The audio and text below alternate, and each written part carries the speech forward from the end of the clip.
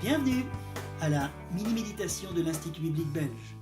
À la demande du Seigneur qui leur dit, chapitre 3, verset 7 du livre de Malachie, « Revenez à moi », ils lui répondent, « En quoi devons-nous revenir ?» Si nous avions déjà constaté précédemment leur aveuglement, leur apathie spirituelle, nous voyons ici un nouvel exemple qui met en avant l'état calamiteux dans lequel ils se trouvent. Je vous pose la question, qu'exprimez-vous si dans un conflit vous vous exclamez « Je ne sais pas du tout en quoi j'ai fauté », que c'est l'autre qui est responsable. Par leurs remarques, c'est le Seigneur qu'ils pointent du doigt. Est-ce vraiment nous qui avons tort, aurait-il pu dire ? N'as-tu pas changé, Seigneur ? Dieu doit d'ailleurs leur rappeler, chapitre 3, verset 6, « Moi je n'ai pas changé ». Autre chose, au « vous me frustrez » du verset 8, ils répondent « En quoi t'avons-nous frustrés ?» Le peuple n'a plus aucune conscience de ses faillites, de ce que le Seigneur attend d'eux, ou plus l'envie de le savoir. C'est le processus normal quand la parole n'est plus au centre. Et c'est de manière cinglante que le Seigneur va les interpeller.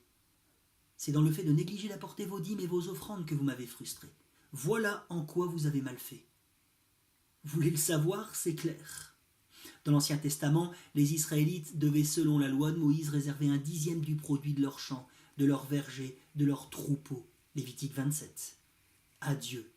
Somme affectée, entre autres, au service des prêtres et au temple. Mais à l'époque de Malachie, le peuple gardait son argent pour lui, ce qui est un bon indicateur de qui était adoré en ce temps-là.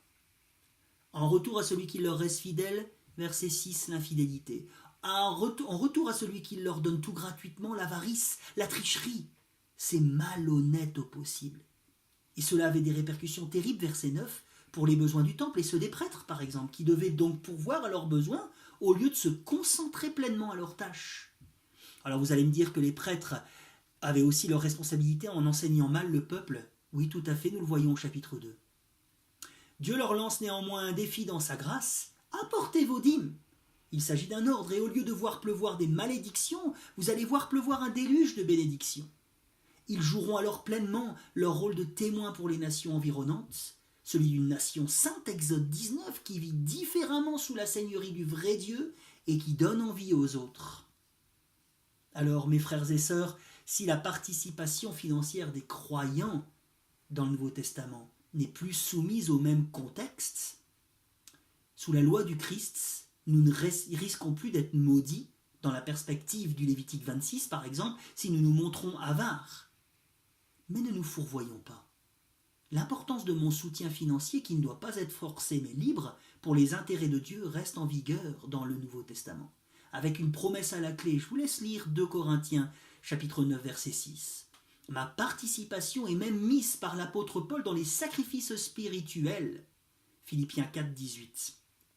Ma participation financière témoigne, oui, elle témoigne de ma reconnaissance envers mon bienfaiteur. Et à l'heure où chacun pense à accumuler, à vivre pour soi-même, où la soif de posséder gagne du terrain, c'est un témoignage puissant dans ce monde, un témoignage agréé de Dieu. Que la gloire de Dieu resplendisse dans nos vies, même dans notre porte-monnaie.